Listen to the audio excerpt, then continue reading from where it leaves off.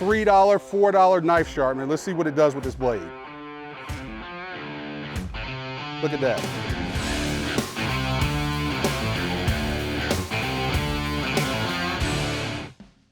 Hey everyone, I am Sonny's BBQ Pitmaster Shannon Snell, and welcome to another Tales from the Pit. Today, we are doing tools of the trade. Okay, first tool of the trade that we need to talk about is grill brushes. There's a ton of grill brushes on the market, okay? There's a bunch of different varieties. There's a bunch of different ways you can clean your grill. Now, here's the ultimate goal and the ultimate fact is that you need to have somewhat of a clean grill. Now, you don't have to have them spick and span. You don't have to have them at a point where there's nothing on them. But here is a couple of simple tools that you're gonna find. The first one, the hand scour brush, all right? This is great when your grates are still somewhat cool, all right? So for safety purposes, this is when your grill's kind of warm. This is as your grill's just now getting started up, but once it's hot, you should probably kind of stay away from this one. All right, next grill brush. This is a combo grill brush. Well, these are really cool, okay? All right, it has some bristles on the back to actually scrape the grill down. It has a scouring pad to kind of do the same thing as the previous one. And it actually has a long handle, which is good to use. This should be a useful tool to use at any point in your grilling process. But then it has this top scraper. The top scraper is super helpful. Let's say you're grilling some chicken, or you got something such as something with a sugary barbecue sauce. This is kind of help you to scrape that off. And as you can see right here, it scrapes the grill pretty clean. Now, as a warning, you should always clean your grill at the beginning or at the end, but it does need to be somewhat warm. This one's helpful if your grill is cold, but it's always advised that your grill be warm because some of those particles can come off a little bit easier and it's easier to handle. The last one we have, also a long handle one just like the previous one, is one that's really heavy duty. This one's for your grill. It's got wire bristles on it. All right, this is for heavy duty action. If the other two can't get the items off your grill, if they can't get that debris, this one's gonna get it done, okay? You should be able to kind of scrape this down and be careful because some of these bristles sometimes, this is one of the negatives about this, some of these bristles can come out, okay? But it does handle really well heavy duty action. If you have something on there that's just not coming off, you should have this scraper up top. These bristles, they should pull it off very easily. Okay, so now we're talking about tools that you remove your barbecue from the grill with. First thing, these gloves here. These are high temperature, heavy duty gloves. These are great for removing pork butts, brisket, items that are gonna be really hot to handle. These gloves are great to have. They protect your hands and they protect you from those burns that you definitely do not want. All right, this is our barbecue fork here. This is great for removing things off the grill, such as sausage, brisket. Also, it's good for holding things in place when you're slicing and dicing. All right, we have an array of spatulas right here. Right here, we have a spatula that you might see in your house. Now, you can see some burn marks in this right here. That means somebody tried to use this on some high temp stuff. These don't do well on grills, all right? They generally make different kinds for grills. These are meant for skillets on your stove to flip and turn stuff. Now, once you get down here, you got a metal one. The metal ones are great for your grill. They're used to high temp. You won't burn your hand, and also it has a wood handle. All right, the wood handle is great, so it's not gonna get the same temperature as a steel. Should be very good on your grill. And then we have the long handled one here. This one has kind of a serrated edge, so you can actually cut stuff with it. And not to mention the long, like I said, the long handle. You can reach over things, so you're not burning your arm on a grill. This is really, really helpful whenever you're grilling out. All right, over to the tongs. These are one of my favorite barbecue items. So this one right here, I can actually lock them into place. There's a locking handle on the end of this. So you can store them in your drawer, you can store them in a spot, it takes up less space. Not to mention they're long arms, so anytime, and they're great for everything. You can grab a piece of chicken, you can grab a lot of stuff off your grill.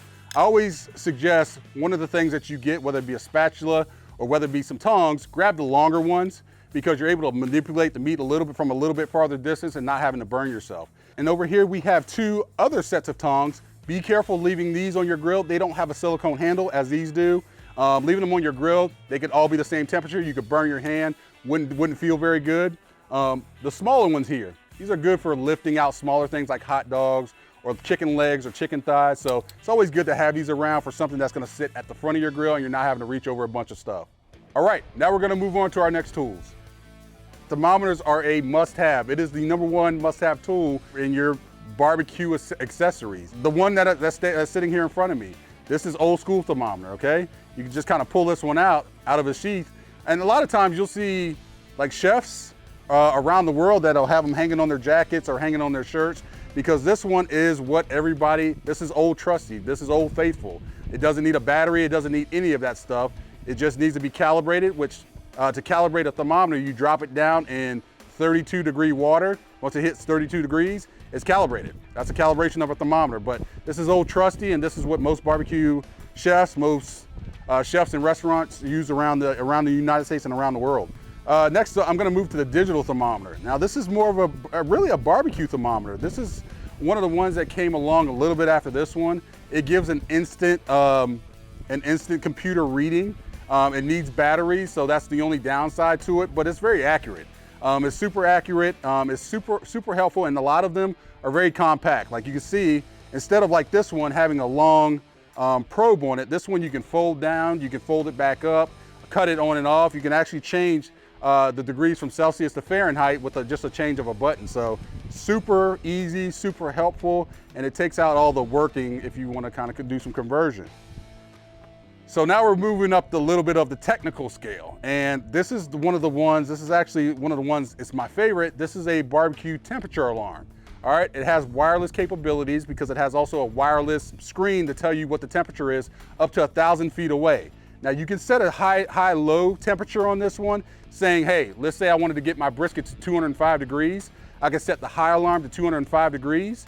And you can set a low alarm for let's say 130 degrees. So if the temperature goes above 205 degrees, this thing's gonna ring like crazy. If it goes below 130 degrees, it's gonna ring like crazy. So it's gonna alert you, it's gonna alarm you if your barbecue's out of range or if anything that you're trying to cook is not in the specific temperature that you want it to be in. And last but not least, we have our wireless thermoprobe here, okay? This one is amazing, all right? It actually is wireless. You pull it out, it's actually a little pen. This is all it is, okay?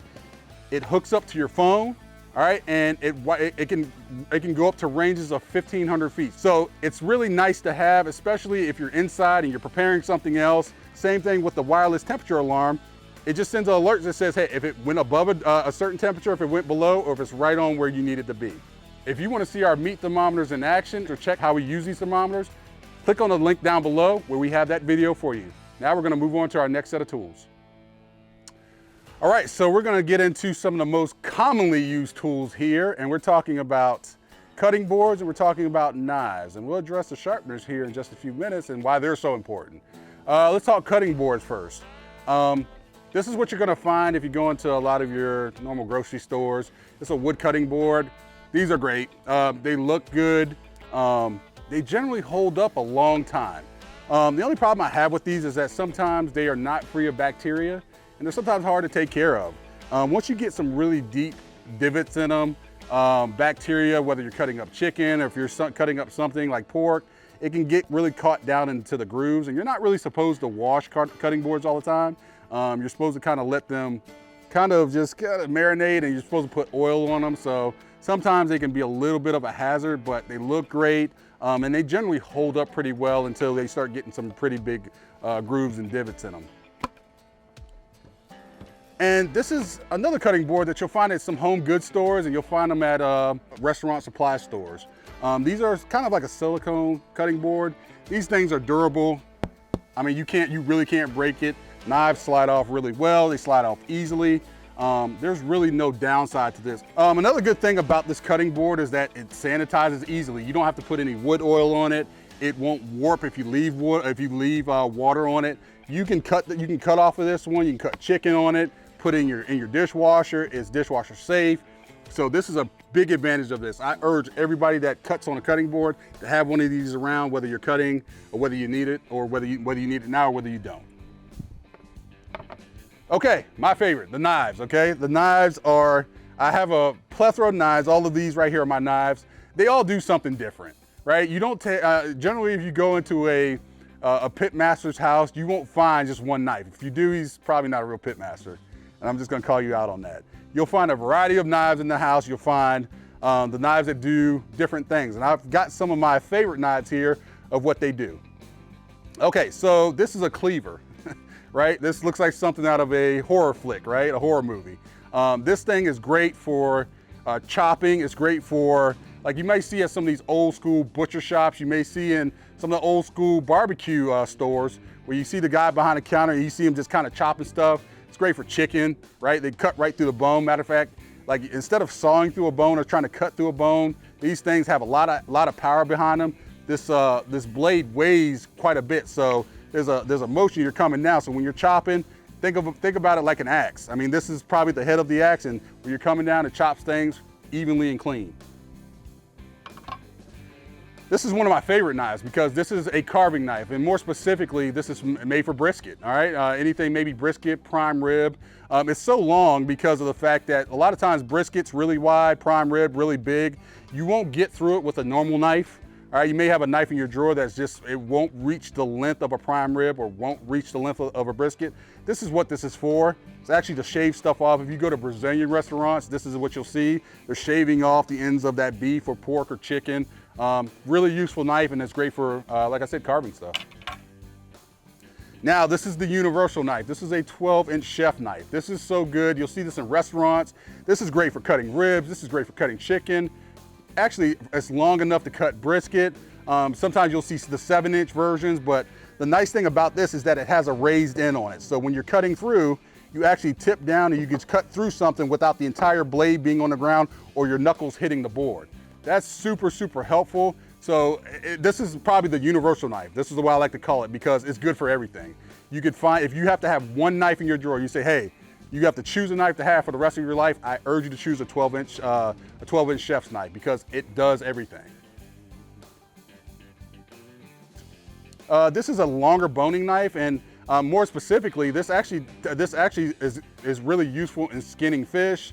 It's useful in some other stuff. It has a serrated edge right here. I don't have a serrated knife up here right now, but it has a serrated edge. Serrated knives are great for cutting bread, all right, cutting through some stuff that have really tough skin or tough outer surface, and you need to kind of get into it before you slice through it. This is great for that. If you're cutting through fish, or if you're a fisherman and you're looking at this right now, this is great for that because it's sharp up top, but it allows you, that serrated edge allows you to get into whatever the skin or the surface you're trying to get into. And we got just kind of a regular knife, just kind of a regular 6-inch knife. This is great for trimming stuff, great for cutting up steak. This is good for a little bit of everything when it comes to something that may be on your plate, something that may be, you need a little bit of a sharper knife other than just a steak knife to cut through. And right here, we have kind of like a little boning knife, all right? Boning knives are good. They're flexible. They're able to reach under places. They're able to get under spots that you normally wouldn't be able to get under with a regular knife. I use this for trimming brisket. I use this for trimming pork. You can check out some of our other videos in our Tales from the Pit series. You can see me using this kind of knife. Great to be able to cut stuff off. I mean, it very much is a utility knife. All right, so we're gonna move on to sharpeners now, and we're gonna actually demonstrate what a good sharpener can do and how it works. So I have a diamond steel right here, and you can have these laying around. It's actually pretty portable. You got some little grooves on the side of each one of these this plate. And basically you just, and I'm gonna turn to the side so you can see the motion. Basically you just take the knife, almost at a 20-degree, at a 30-degree angle, and you slide it the length of the length of the steel. Now I know you see sometimes on TV where, okay, it's meant to actually go a little bit slower. You want to get it the length, and when you go, you want that blade to come down and go all the way the length of the blade and all the way the length of the steel.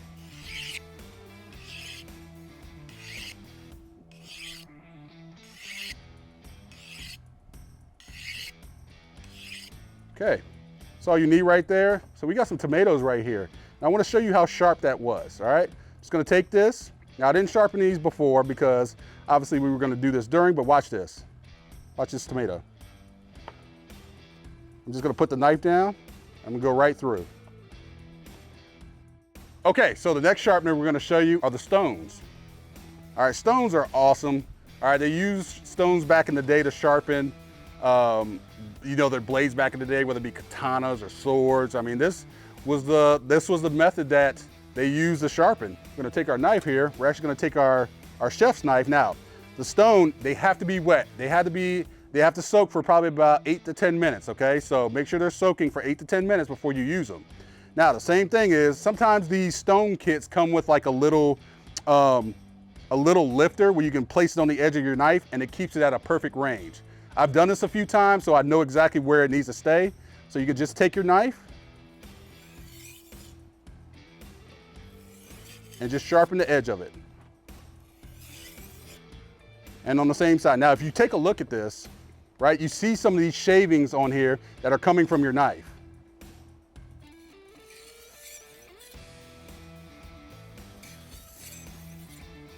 We have different grits on this on the stone. This says 400, right? Now you need to keep going up. You got 400 if you flip it over. This is 1,000. I also have a 2,000, a 4,000, and an 8,000. It just really depends on how sharp you want your knife. 8,000 is the grit that's gonna get your knife the sharpest, okay? So be very careful, but also it eats away at your blade. This should be done once every couple of months, and then you should maintain it with a electric sharpener or a sharpener that you get, a very easy one. So as a point of reference, we only used a 400 grit on our sharpener right there. So we're just gonna take our tomato here and just watch how easy this cuts. Look at that. I put nothing behind that, watch. I'm just gonna, normally I hold the knife like this. I hold it with my fingertips. Pro tip right here, you should always hold the blade with your thumb and your forefinger, especially a chef's knife. All right, but I'm just gonna hold it by the handle and watch how easy it cuts.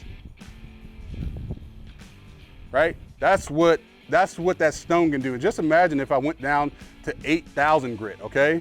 You need to be very, very careful. And you should always wear cutting gloves when sharpening your knives. Super important, because cutting gloves will prevent those extra cuts.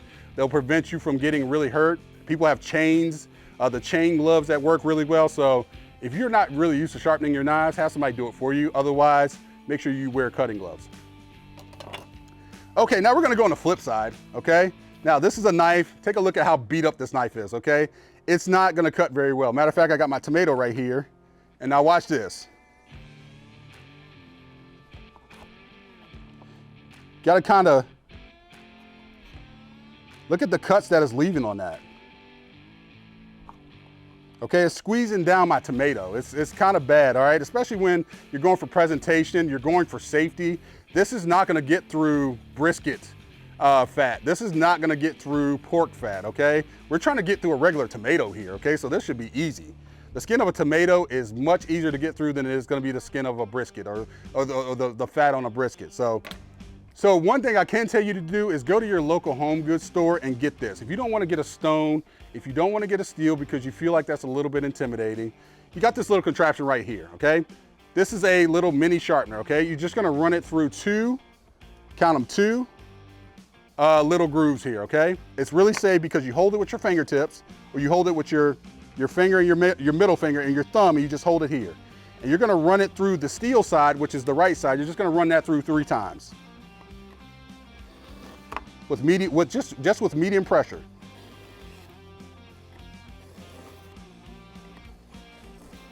Okay, after you do that, you're gonna run it through the silicone side. You're gonna run that through 3 times.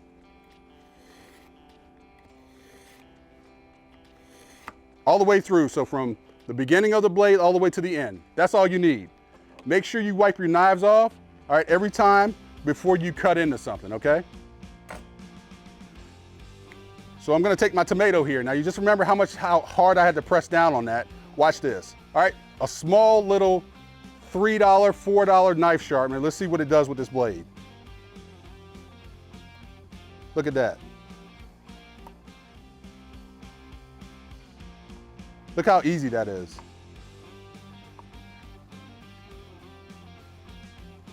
That took nothing at all. So instead of pressing it down, instead of crushing the tomato, instead of trying to chop through fat or chop through meat, you got a nice solid knife that's gonna cut through it and that's gonna slice through it very, very easily. And that's the benefit of having a good sharpener with good knives. Now we're gonna move on to our next tools. Okay. So as you can see, I was able to put my long tongs into action. I was able to grab a long slab of ribs off my smoker back here.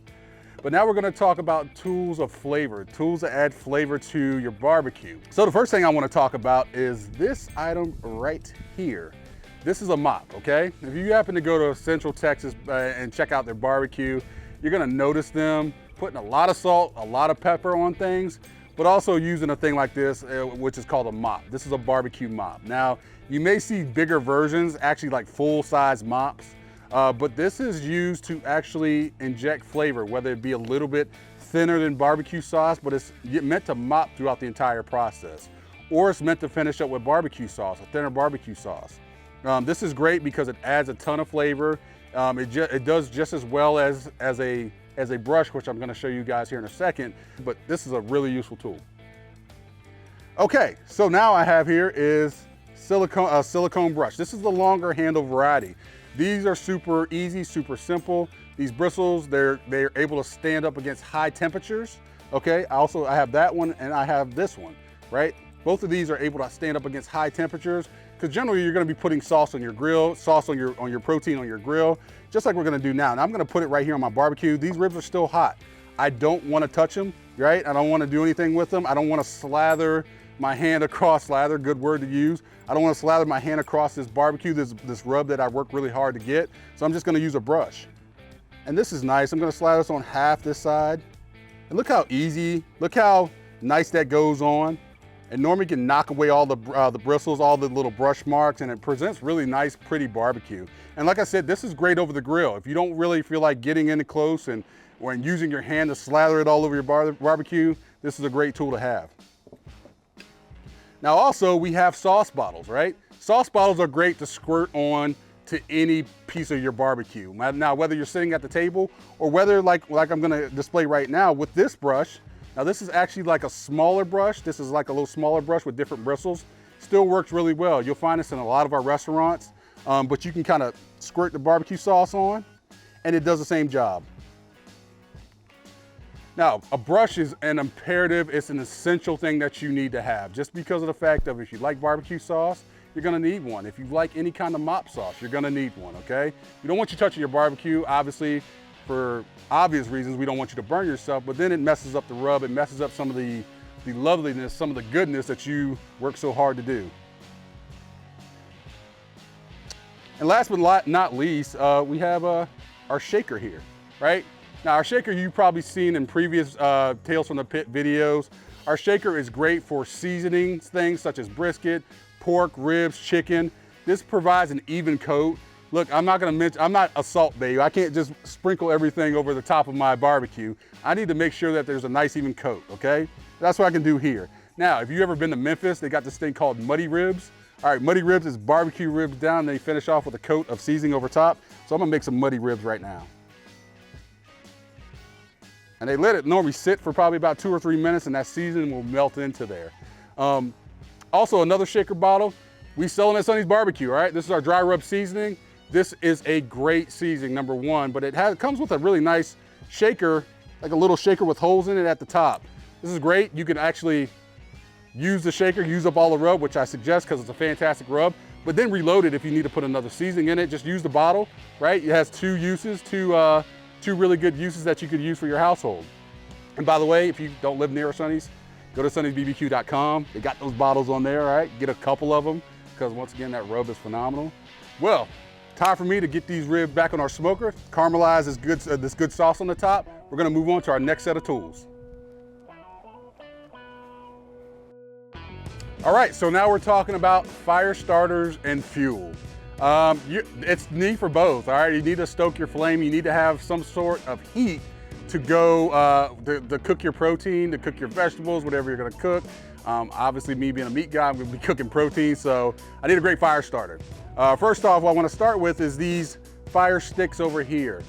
These are great. As you can see, they're really, really long. You can see that these take quite a few, almost about 30 minutes to burn completely down. So you don't have to worry about lighting them and then getting your charcoal or getting your wood over top of them right away. These take about 30 minutes. So if you start them, somebody pulls you away, you come back 15 minutes later, these things are gonna still be burning. They burn a long time. And even if you're having a tough time lighting any kind of charcoal, these are gonna be the things to use. All right, so we have fire starter cubes. this is one of my favorites because a lot of times these things, they burn really hot and they burn really, really quick, all right? If you're standing in front of a fire, matter of fact, they actually go inside of this, this chimney right here. They go inside the chimney, they light the charcoal pretty quickly. They're small, they're compact, you don't have to worry about, you literally can stick one right in your pocket. So if you're gonna be lighting up a campfire later, if you're gonna be doing something along those lines, these are great. But like I said, these get charcoal pretty hot pretty quickly. Same thing here with tumbleweeds, all right? Tumbleweeds, they're low costing. There's basically just tumbleweeds wrapped up into a little ball right here. They burn really hot, they burn really quick. So be very careful. It takes about 2 to 3 minutes to burn through one of them. So you may need multiple ones if you have them. They can go out pretty quick, but just let you, when you light them, they're lit, all right? They don't go out. So this is also a great tool to have when lighting your flames. All right, so let's talk about some heating sources or heating materials that it's also gonna be lighting. I'm gonna kind of reference this because I don't use this. This is lighter fluid, okay? If you're using lighter fluid, you need to look through some of our videos and see why you shouldn't use lighter fluid. This is obviously in a pinch if you need to get a flame started right away, but this really gives protein a very bitter taste, all right? No knock against lighter fluid, it's just not for me, and I've never had a great experience with it, so not my thing. We're gonna kick that out of here. Bye-bye lighter fluid. All right, and then the last couple of things here, this is an electric fire starter. This is great. If you are near an outlet or you have an extension cord and you're cooking on the outdoors, basically all you have to do is stick this right down into your charcoal as such, and it just automatically produces a lot of electricity. It's gonna get it up to a really high temperature. It's gonna light this it's gonna light your charcoal on the fire. This thing is super easy. You can use it multiple times. It's not like a cube where it burns out after only one use. This is a great tool to have around. Right here, we have a long neck lighter. This is great. It's great to have a lighter, a torch, or something like that, but a long neck one is really good so you can kind of reach into places that you don't need to get your hand next to. Want to be safe. Safety's number one, the most important thing while you're trying to light coals or light a fire. This long neck one will give you a little bit of space to get your hand up out of there. And then we have heating sources, okay? Well, first of all, let's talk about this. This is a chimney, and this is charcoal. Charcoal goes into the chimney with the lighter cube. It gets those coals nice and hot. You're gonna see on previous videos from Tales from the Pit where we use this chimney and we use lump charcoal. We don't have briquettes here, but this is lump charcoal and it burns super hot. Burns quick and it burns hot. This is what generally most pit masters use to get their fire started. Then they use the briquettes because the briquettes last a little bit longer. The lump lasts about half the life of a briquette. So start your fire with this, briquettes to keep it going for a little bit longer. And last but not least, we have our pellets. This is compacted sawdust, so these are pellets. This is actually real wood, okay? But they go into normally a pellet smoker. They go down into a hot pot, they get hot, and it's really the source of heating inside any pellet smoker. And that is our fire starters and fuel. All right, that was our tools of the trade. Hopefully you learned something. I was able to teach you something new along your new barbecue journey or your existing one. I'm Sonny's Barbecue Pitmaster Shannon Snell. Please make sure you like, comment, and subscribe, and also hit the notification bell. It's important because when a new video pops up, you're gonna be able to see it firsthand. I'll see you guys next time.